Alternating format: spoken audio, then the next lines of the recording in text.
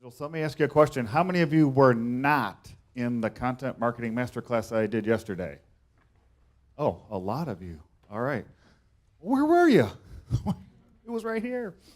All right. Well, I was thinking maybe I would skip through these slides quickly and leave more time for Q&A, but I think I'm going to now cover them since most of you weren't here yesterday. Because these slides are basically a 30-minute recap with some new stuff in it from what I did do in 2 hours yesterday. So this is a very simplistic view of a piece of research that Gartner did many, many years ago about a typical hype cycle. This kind of happens anytime you release a new product. So any of you in the product industry, you get all excited about it, and you release a piece of software, whatever it is, and you think it's going to be the best thing in the world, and expectations are really, really high, and then eventually reality hits, and you start to get disappointed, and you hit this trough of disillusionment, and then you've got to fight your way back through it in order to have a successful product or business or whatever. And we kind of feel that content marketing is in this downward slide, believe it or not, right now as an industry. We see this, our organization talks to and teaches workshops to thousands of people a year. Over the last 5 years, maybe more than 10,000 people have come to our workshops, both publicly and privately within organizations. So we get lots of feedback, and we definitely are sensing that there's a lot of frustration right now, which is obviously the reason for the title of this presentation. And I do think we've gone through the hype cycle. Joe Polizzi of Content Marketing World really got this going back in 2009, 2010. His event's grown. People are trying it. Almost everybody in this room, I can assure you, has tried or is doing content marketing, but I would also guess that the vast majority of you are just not thrilled yet with the results. And we created our own graphic to kind of represent this, and I won't walk all the way through this now because I did do it yesterday, but kind of the same thing. You get all excited, you leave conferences like this, maybe like the workshop yesterday or whatever, and you think, okay, I've got a lot of notes, I know where to start, I know how to fix this, but eventually you do get disappointed. The ROI just isn't there. This is a really hard thing to accomplish and to do correctly. This takes a lot of labor, and it takes some cash to do content marketing correctly. There's no magic bullet. There's no shortcuts to getting this done, and we've just proven that over the last few years. So what I'm going to focus on today is what's in that orange, like hopefully it appears orange, maybe red on the screens there, are 8 different things that I think would make a big difference between your frustration or your failure with content marketing and turning it around to be a successful content marketing campaign. So first, a definition. As I mentioned yesterday, this is literally just a snapshot I took walking through our lobby at our offices. This is Vertical Measures' definition of content marketing. I think everybody in the industry would fairly much well agree with it. I'll read it to you very, very quickly, but we put it in our lobby because we're trying to create a culture of content marketing within our company and anyone who comes to visit us. So basically, content marketing is the art of providing relevant, useful content to your customers without selling or interrupting them. That's a big thing. Instead of pitching your products or services, you're delivering information that makes your customers more informed before they buy. And that's what it's all about. It's not about branding your content. It's not about you. It's all about your prospect and your customer, helping them get educated as they're moving through the buying cycle. So the first recommendation, I can barely see it, but hopefully it says number 8 behind it somewhere there for you, is where we see content marketing failing the most is when the executive team, and starting at the highest possible point, the CEO, if at all possible, is not leading the charge. They're not bought in. They don't even understand that definition that I just gave you. A lot of them think it's just another form of marketing. Why don't we just write a check and it should just work? It should just start working tomorrow. We've written a check. And that's not the case. It generally will take at least 6 months before you start to see positive results, and probably at least a year before you really feel like you're seeing an ROI, an actual return from that first 12 months investment. So executives have to be on time. Content marketing isn't a campaign, it's not a tactic, it's not a strategy. It literally has to become a way of life within your organization, no matter how big or small you are. It just has to be part of the culture where everybody's thinking that this is a potential piece of content, and they're coming to the marketing team and saying that to you. And they're just constantly thinking about cool, fun, useful, informative things that you might be able to produce. The other mistake I see happening most, and this is a lesson we've learned over the years as an agency, we want to get as much business as we can from our clients. And so in the beginning, when we were doing this 6, 7 years ago, we would, of course, say that, oh, we can produce all of your content. Well, a big lesson we've learned over the years is we can't produce all of your content, right? You really need to be involved, and that might even be one of your first discouraging moments is we have to do this, or you're thinking, we don't have anybody on our team who can create content, or we're all maxed out, we're tapped out, we're too busy, our days go by too fast as it is. But the fact is that you are the subject matters for your industry or specifically your business. You know it better than anybody else. You know it better than any contract writer you can hire. You know it better than any agency you can hire. So you really need to be involved, and you need to free up those experts to help produce content. They don't necessarily have to create all of it or 100% of it in a single article, but they need to be involved to make sure that it's written correctly, says the right things, doesn't say anything wrong, most importantly, and just be involved. And for those of you thinking we don't have time, you bet. Nobody has time. Nobody has time for any new thing in a business, any new change. We didn't have time to roll out accounting systems when accounting systems became popular. We didn't have time to do whatever, right? But the industry evolves, and it's just a matter of shaping up changing your priorities. And actually, I was at a DigiMarCon with those guys a couple of weeks ago, and in a conversation, I realized it's a lot like deciding that you want to lose weight or exercise or anything else. You have to just change things around so that you can dedicate an hour or two to that new thing that you're interested in, and that's probably the same thing, or that is the same thing with content marketing. And reward those that contribute. As I mentioned yesterday at our agency, we published about 2 or 3 pieces of content every week. We've been doing it for years. We eat our own dog food. We do it. And I actually kind of scorn at agencies who don't, who say they're really good or they love content marketing. Of course, I always say, well, then why aren't you doing it? It's so good.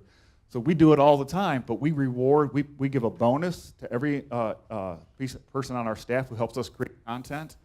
We celebrate the content. We help promote that content. And then once a month, we give a cash award. I think it's a half day off and a trophy to the person who created the single best piece of content that month. And so we're constantly trying to get people involved, and we let them work on the content during the business day. Some of it does end up happening on their own time, but as long as they turn it in on time, they'll get those rewards. Make it easy for the team to share new content. Anything goes live on our site, an internal email goes out saying this piece of content just went live. We give some sample tweets, some sample Facebook updates, some sample LinkedIn updates, and we ask people to share it. They don't have to. It doesn't happen. Maybe a third of the company participates, different people all the time, just based on what they're doing that day or if they're traveling or whatever, but we make it very, very easy to share the content. And like I mentioned, we celebrate milestones. The other thing I think happens incorrectly is you may be looking at your strategy and producing your content marketing strategies incorrectly. And I call it the thump strategy. First of all, if you don't have a written content strategy, it's already been proven in a bunch of research that you're prone to fail. You just have to have a written strategy.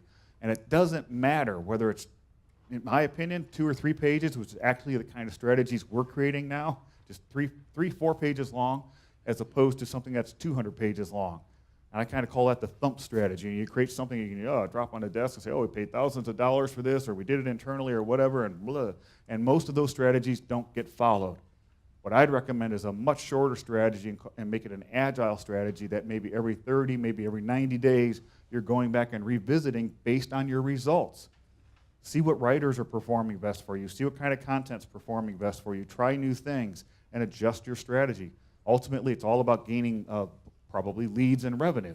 And you should measure it all the way to that point and see what is actually working to that level. Not how many likes you get or shares you get or whatever, but what's actually making a meaningful difference to your bottom line. And actually, I just talked to somebody about the hub and spoke. I didn't know if I had this slide or not. So this is a model that I would recommend you try to follow. This is every client we have, we try to implement this model. We do this at our own agency. We call it the hub and spoke strategy. And basically, we create a hub piece of content every 90 days. And I think 100% of the time, for us anyway, it's gated. So you have to give at least your name and email address to get access to this content, right? Everybody's done it. So it could be an ebook, could be a video training series, whatever it is that you feel is really valuable, that people would be willing to give their name, at least their name and email for it. We roll that out, and then for the next 90 days, we create all kinds of spoke content. So spokes could be blog posts, articles, webinars, podcasts, tweets, Facebook updates, press releases, whatever it is, it's all listed there. And actually, this is an actual example of a one that we rolled out, and these are all the different things we create over the next 90 days. All of those pieces having a call to action pointing back to that download. Because we're trying to drive leads. We're trying to get the whole lead nurture process started. And this has worked really, really well. It does a couple of things. It gets this a little bit systematized. It's something you can wrap your heads around, and everybody understands what the goal is for the next 90 days, to get as many of these hubs downloaded as possible. And while that's happening, you're working on your next one. 90 days later, the next one drops. And we've been doing this for years now. We have a whole library under our resources section on our website of these downloadable guides that they're now evergreen, and they just keep producing for us. Other people have linked to them. Every once in a while, we'll go back and retweet old stuff, and it just it really, really does work. And like I say, it helps. If anything, it helps you get you focused. So failure to amplify is another thing. It's not a if they build it, build it and they will come a world. I mean, people talked about that a few years ago, and I would sit in these conferences and just shake my head thinking that they don't know yet. They haven't experienced this. It isn't a matter of just write an awesome article and everybody will find it. You do have to amplify it. Sometimes something will take off, but the odds are against every single piece of content you create working. So you want to amplify, you want to test. There's ways to go about it. You can do organic amplification, which is maybe building links to it or naturally getting links to your content. Doing social media, social outreach, reaching out to influencers, and distributing content maybe on other sites like YouTube or SlideShare or wherever with links back to your site to hopefully pull traffic there. But you've got to tell the world that this content exists. On the paid side, you might even release a press release. We tend to do that almost every time we launch a hub. So it might be a simple press release like, Vertical Measures releases the SEO guide for 2017, which I think was the last hub we did, something like that. It was around SEO for this year.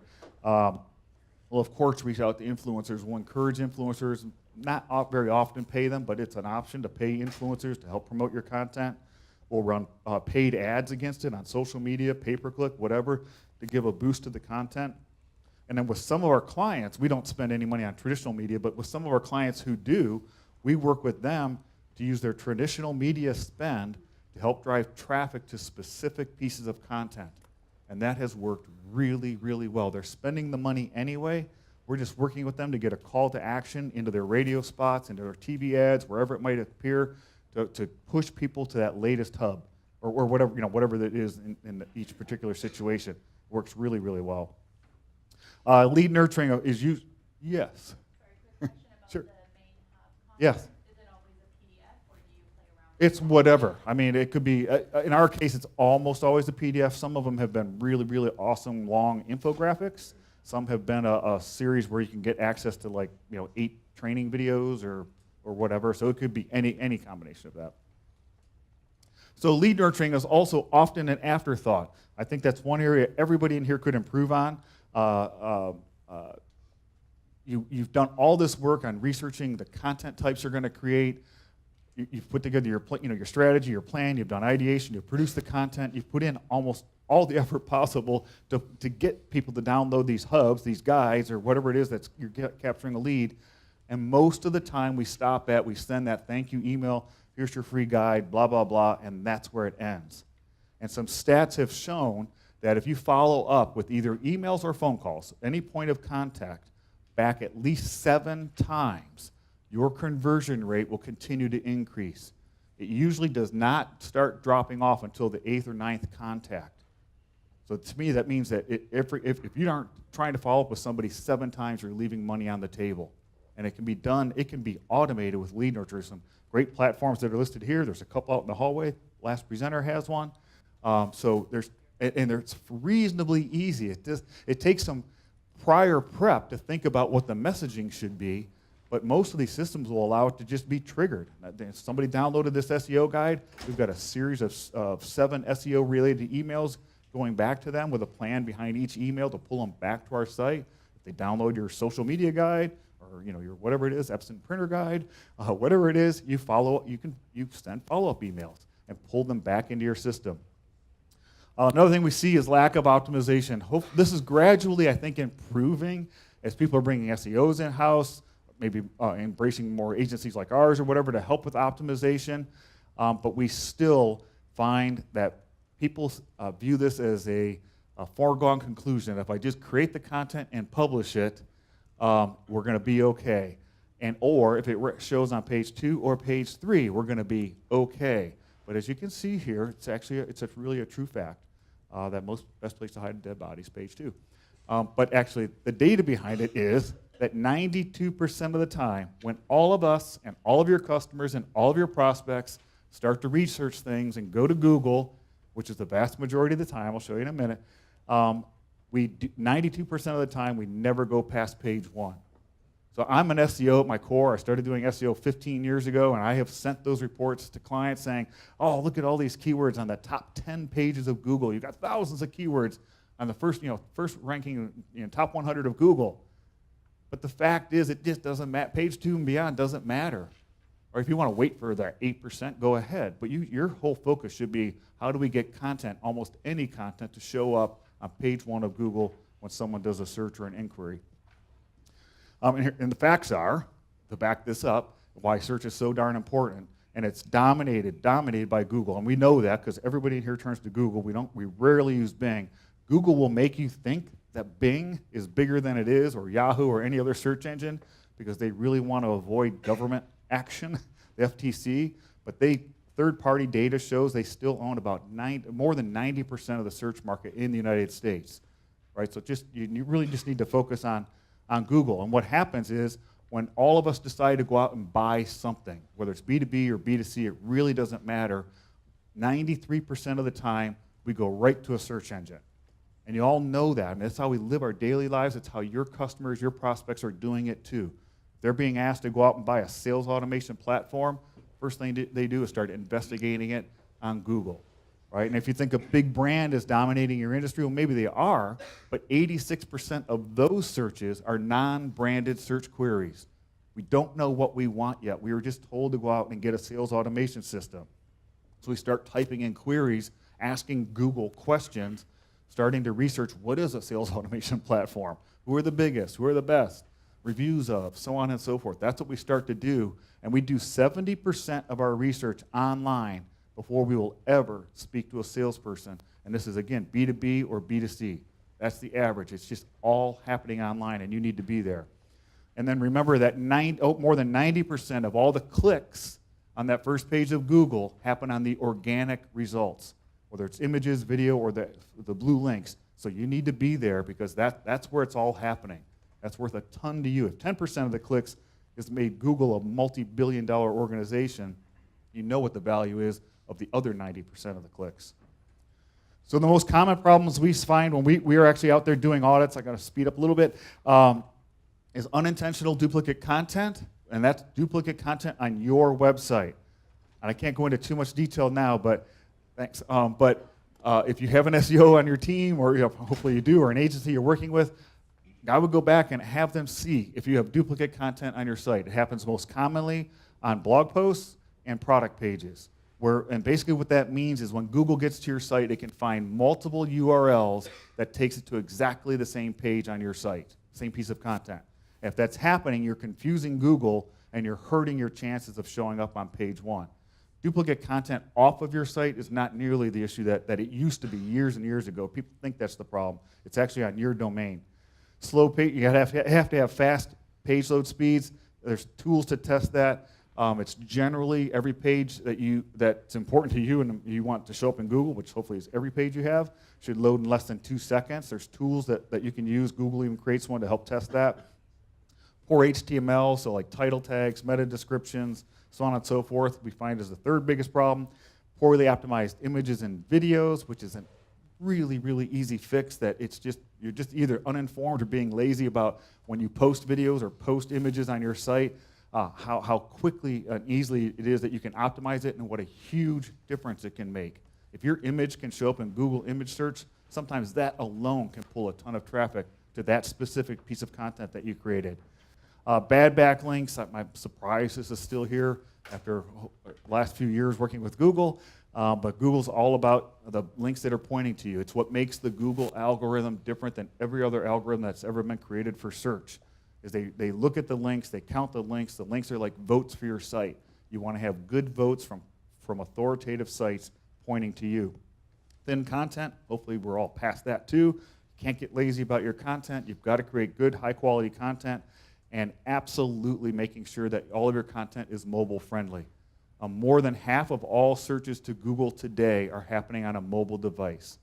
And they know that, and they've pre-announced different algorithm changes and updates, which has never happened before. And as long as I've known Google, they've never pre-announced updates, but they have pre-announced all of their mobile updates because they want everyone to create mobile-friendly sites, mobile-friendly pages. So the second to last thing is you're afraid to publish the best content. To me, the best content that you can publish that is usually the most challenging to convince the authorities at your organizations to let you publish, whether it's the CEO or branding or legal or whatever, centers around these 6 items. You need to find a way to talk about cost and pricing. And if you're thinking, well, I can't give a price, I don't know how. Well, if you search for how much does content marketing cost, we rank number 1 for that search, and we created a piece of content. Just go read how we wrote that. We don't answer that question either, because we can't, right? We don't know what your existing situation is. We don't know how well optimized you are. There's a whole bunch of questions we've got to ask before we could ever put together a proposal for anybody in this room, and virtually everybody in this room would probably get a different proposal from us. And we basically described that in the article. But we created the article because we knew people were searching for that. They search for that. They search for how much does SEO cost, how much, anything in our industry, and they're doing it about your industries as well. So we address the topic, and when someone does that search, they're reading it on our website, not our competitors. And that's why you need to seriously think about talking about addressing cost and pricing. If there's problems and issues in your industry, write content that addresses it. Don't be afraid of it. Tackle it head on. Versus and comparisons is one I see probably missed the most, and that could be the most valuable to you. If you, like I recently we did a remodel of our home, and I bought a big screen TV. So I guarantee near the end of my research, I probably did something like LG versus Samsung 65-inch LED 4K, right? And probably everybody in this room has recently done something like that. And what it means is I've narrowed my choice down to two products. I've already done a ton of research at the top of the funnel. I'm ready to buy. If I'm doing a search like that, you want to have content that when I do that search, it pops up on page 1. Even if you only sell one of those products, do an honest comparison to the other product. And think about every way that someone might do other searches for you, like with reviews or best agencies or best TVs or best sales automation platforms, and create that content. Do it honestly and authentically. List your competitors. That's honest. That's being honest and authentic. But of course, wrap it up with an awesome paragraph about you, links to your internal pages, maybe an image of you, and so on. But you need people to, when people are doing these searches, and the bottom line is they're either going to be on your competitor site getting the information or your site, because they will find the information. Almost everything's out there.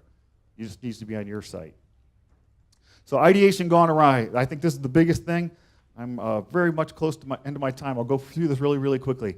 Ideation, to me, is the number one thing. If you don't get this right, almost everything else I talked about doesn't matter. It doesn't matter if the CEO's on board and loves this. It doesn't matter if you've written the cost stuff would work. But you have to understand what your prospects are searching for.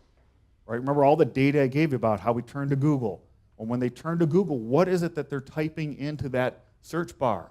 You need to know that. You need to know how it relates to your industry, so you create the content that shows up when they do that search. And so one of the things I use, so the one thing, go back to, and I forgot about that. Rambled on, didn't cover the slide. So go back tomorrow or whenever you're going back to your offices, and the first thing I would do if you haven't already done this is you gather your staff, anybody who talks to customers or prospects, but especially salespeople. You've got to get the salespeople involved. And all you have to do, it's really simple. You just ask them one question. Just ask them, what do they get asked all the time? If you want to read about this whole process, Marcus Sheridan just published a book called They Ask, You Answer, step by step on how to go through this. So you start writing down or put into a spreadsheet, however it is, you start writing down all these questions that your organization is already being asked by your prospects and customers. And salespeople are so important because they're the ones who are generally getting the calls or the emails, and people are asking them these questions. And they probably have 10 of them memorized, already at the top of their head. And then you start probing and pushing, and they'll give you 10 more, and then that'll remind them, and whatever, and eventually you'll leave the room with 100 new ideas. And the thing with salespeople is they probably already answered those questions dozens of times or hundreds of times. They might already have pre-approved content that answers these questions. So you can go into their sent email and start grabbing content out of that, or asking them to write it and get it into a library and get it into your editorial calendar and start producing that content. My time must be up. It won't advance. Spacebar? Frozen. Oh, there we go. All right. So my favorite tool. This is going to seem old school, but I do this all the time. If anybody asks me to write an article for their publication, and I have a germ of an idea, I will turn to Google Suggest, and I would say 90% of the time this works for me, that I just come up with the topic I'm going to write about. And maybe, I don't know, has anybody ever really used Google Suggest yet for ideation?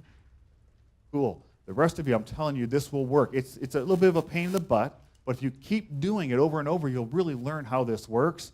But I start to type in those questions that I got from that research, or I know my keyword phrases, or I know something's hot in the industry right now, and I'll do the old who, what, where, why, when. I'll just start typing in things, and I'll do this for clients. I'll do it when I go out to speak at specific organizations, so I make sure the content's all about them. But it's like, how much does? You can see some of the results that came down. This one's maybe how much does Uber cost? That's kind of interesting. But the next one, best wireless speaker, security camera, surround sound system. These are the kinds of things you'll get back. Corporate security, I was looking for a good one. Hiking boots versus shoes, trail runners, trail shoes, running shoes.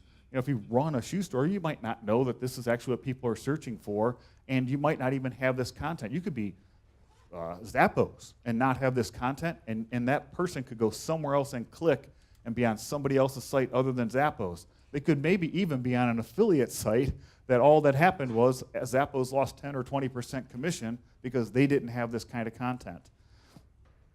I'm going to have to stop with these slides, but I will tell you how to wrap this, or I wish I could show you a few case studies. That's the last 4 or 5 slides. If it starts to pop, you let me know.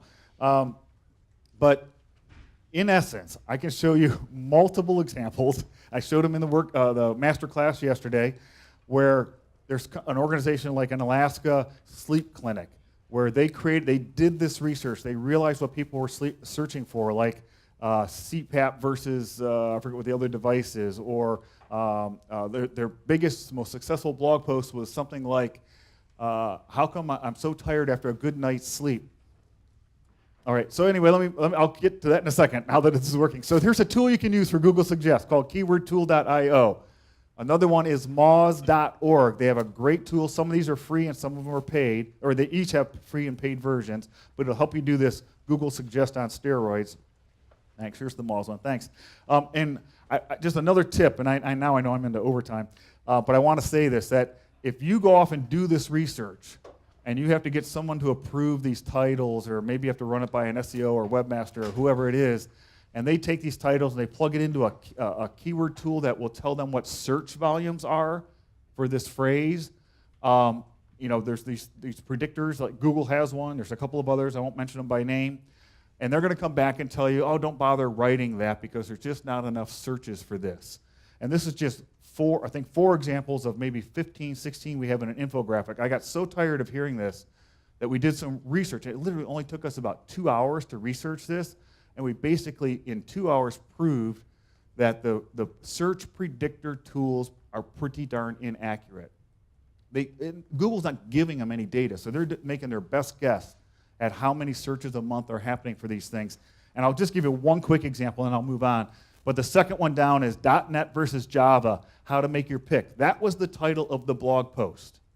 If someone would have got a hold of that and said, well, let me see what the search volume is for that, the search tools would have told them only 390 people search for Java versus .NET each month, and only 30 people or 20 people search for .NET versus Java each month. But that piece of content was read 71,000 times, right? It doesn't jive.